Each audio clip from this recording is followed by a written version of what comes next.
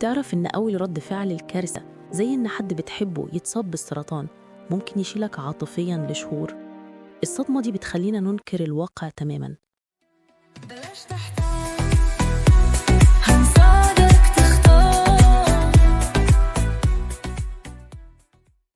أهلاً بيك في المنيو. هنساعدك تختار تتعلم إيه وسط بحر الكورسات والمصادر اللي على الإنترنت. الكتاب ده اللي كتبته ممرضة معتمدة في رعاية المصابين بالأمراض المستعصية بتقول إن الألم والمعاناة ليهم قصد إلهي كامل. السرطان مش صدفة، ده مجرد أداة تانية في صندوق أدوات ربنا الإلهي.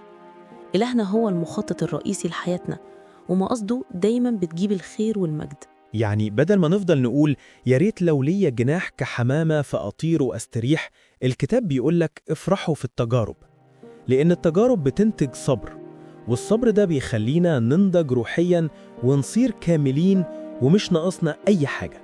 النقطة التانية، في المعرفة قوة. إنك تتخطى شلل الإنكار هي إنك تواجه الحقائق وتفهم المرض كويس. لو بتخدم شاب أو بنت حد قريب منه مصاب، شجعهم يروحوا معاه زيارات الدكتور ويطرحوا الأسئلة عشان يقدروا يفهموا مسار المرض لعمل قرارات سليمة بخصوص العلاج. الكتاب ده مليان تفاصيل تشجعك، زي الفصل الأول دعني أسير معك، بيوريك إزاي تتخطى صدمة التشخيص وتفهم إنه مش نهاية الرحلة. الفصل الثاني في المعرفة قوة، تعرف على عدوك السرطان بكل دقة عشان تعرف تحاربه صح.